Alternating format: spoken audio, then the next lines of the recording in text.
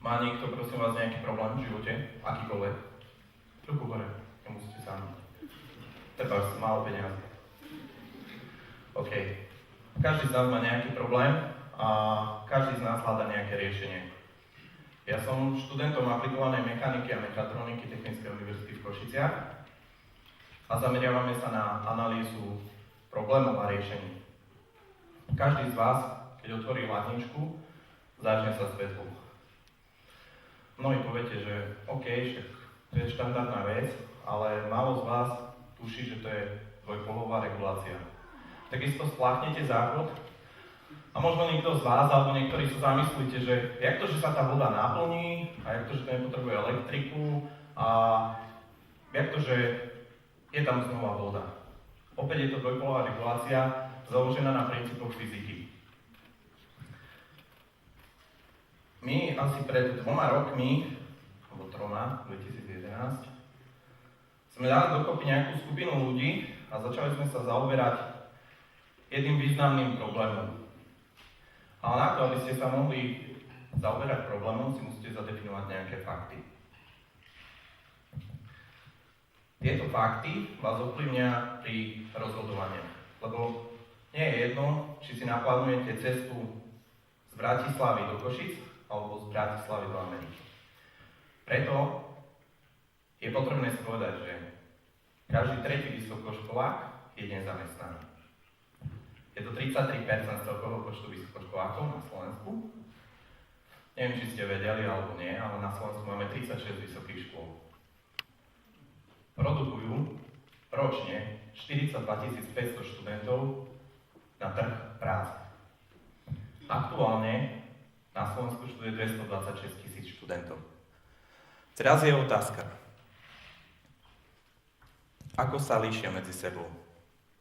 Čo prinesú na ten trh práce, čo prinesú do toho nášho života?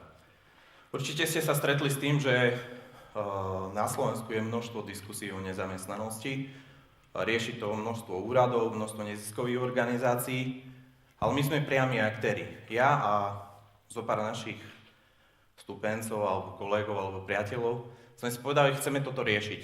Ale chceme to riešiť nie na úrovni kraja, štátu, samosprávy, ale chceme to riešiť na úrovni študenta. Na úrovni, že to vadí nám študentom. Že niečo študujem, niečomu sa venujem 5 rokov a trh práce nereaguje na moju ponuku. To by bol problém. OK, a čo ďalej? Skončím vysokú školu? A čo ďalej?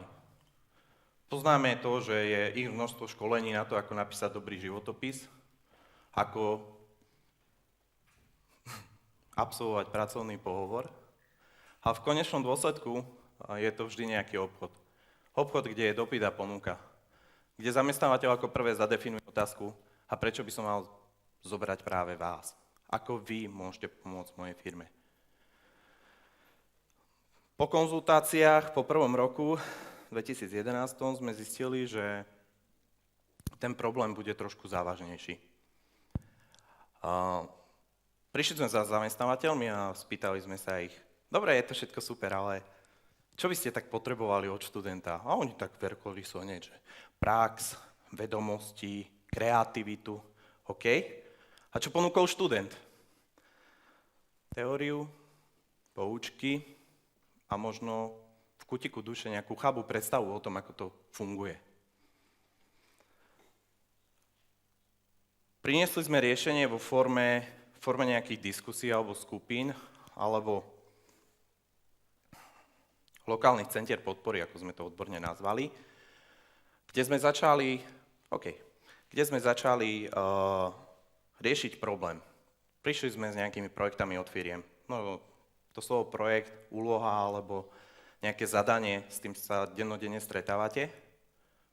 Priniesli sme ich množstvo, tisíce. Ale nikto nám na to nereagoval.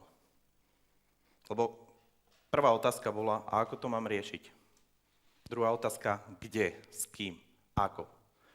Takže sme museli prísť k tomu, že možno je potrebné sa toho študenta opýtať napríklad, že čo chce riešiť, alebo čo je tým jeho cieľom, alebo ako by to chcel riešiť. A tak vznikol nejaký ten prvý modul Spoznaj sám seba. Spoznaj sám seba, čo chceš v živote robiť, definuj si ciele, stretávaj sa s ľuďmi a bav sa o tom, čo v živote chceš. Keď si zadefinuješ, čo chceš, vyrieš si nejaký projekt. A mne je to jedno, aký. Buď to môže byť projekt pre tretí sektor, pre zamestnanca, pre zamestnávateľa, pre učiteľa, pre rodinu. Projekt môže byť aj, budem najlepší otec, budem najlepšia matka. Akýkoľvek projekt, ale nauč sa to nejak riešiť. Venuj niečomu čas. A vznikol projekt alebo ďalší modul Kreatívna dielňa, kde sme sa začali stretávať a začali sme riešiť tie naše projekty.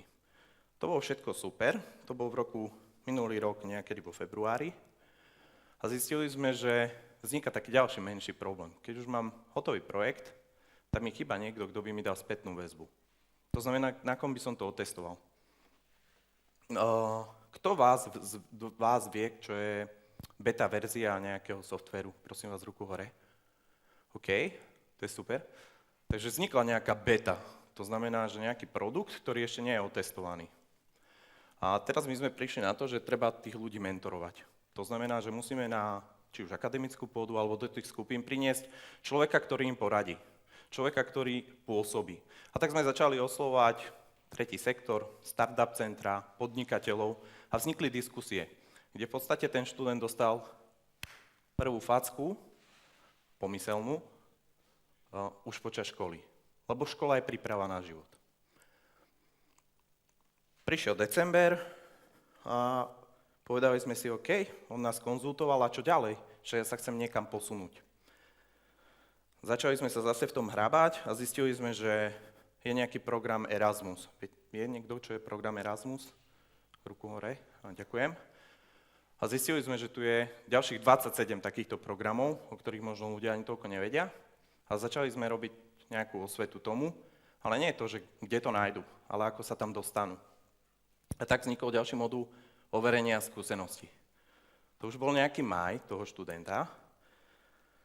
Človek prišiel zo stáží a prišiel ďalšia vec, rozhodnutie. Možno mnohí z vás si dajú po škole rozhodnutie, čo budem vlastne v živote robiť, alebo dáva si to niekto každý deň. My sme si tiež tak sadli a sme povedali, tak sú dve možnosti. Buď budem silná osobnosť a začnem podnikať, a to už je jedno, či v komerčnom alebo nekomerčnom sektore, a budem musieť zvládať takéto portfólio skúseností, alebo budem špecifický a budem prínosom pre nejaké zamestnania alebo pre niekoho, ktorý tvorí väčší celok. A tak teda v závere našich modulov sa venujeme tomu, ktorým smerom sa chceš uberať. Lebo nie je jedno, že či budeš zamestnancom v strojárskej výrobe, alebo budeš riadiť celoslovenskú neziskovú organizáciu. OK, takže poslanie alebo naše prínosom študenta je zmena. Zmena na to, aby niečo začal konať a je to len jeho rozhodnutie. My nikoho nemôžeme nútiť. My sa stretávame vždy večer vo voľnom čase, chodia tam ľudia z praxe, diskutujú a možno teraz, keď stojím na pôde Prešovského kraja, tak môžem povedať, že od septembra začína aj tu náš projekt pôsobiť na Prešovskej univerzite a jednoducho prinášame nejaký inovatívny podhľad, ale zo strany možno študentov. Možno tých, ktorí čo najviac majú hovoriť k tomuto problému. By som poprosil ďalší slajd. Takže keď už sme zadefinovali možno nejaké riešenie, ktoré je teraz asi vo verzii 5.0 a 11.0 je napísaný na papieri, tak sme zistili, že treba aj možno k tomu nejaký background, nejaké služby alebo niečo podobné. Tak tým, že sme z technickej univerzity a pripojili sa k nám rôzni programátori a tak ďalej, tak sme naprogramovali nejakú verziu softvéru, ktorý trackuje študenta alebo trackuje ľudí. To znamená, že zisťuje, kde sa pohybujú, aké majú aktivity a tak. A potom sme zistili ďalšiu vec, že nám chýba tomu nejaká duša. Tak sme prišli na fakultu umení a oni nám dali k tomu nejaký dizajn, nejakú identitu. Ja som ani nevedel, že niečo také existuje, ale posunulo nás to milovými krokmi a získali sme podporu aj štátu. Štát si nás minulý rok všimol a poskytol nám nejaké finančné prostriedky aj možnosti, aby sme sa mohli rozvíjať. A tak vznikol možno portál Aktivita zvyšuje úspech. OK, je to v pohode. Ja by som v závere mojej prednášky chcel úprimne a zo srdca poďakovať vám. Vám, ktorí ste tu prišli, nakoľko nie je jedno, kde budeme tráviť sobotu a ktorý čas si vybereme a v dnešnom informačnom smogu, ktorý tu je, alebo prebytku, kde sa môžeme rozhodnúť, čo budeme robiť, ja som potešený, že ste prišli na podujatie TEDx a že som tu dnes mohol vystúpiť a podeliť sa s vami o svoje zážitky a skúsenosti. Ja vám veľmi pekne ďakujem a prajem vám príjemný deň.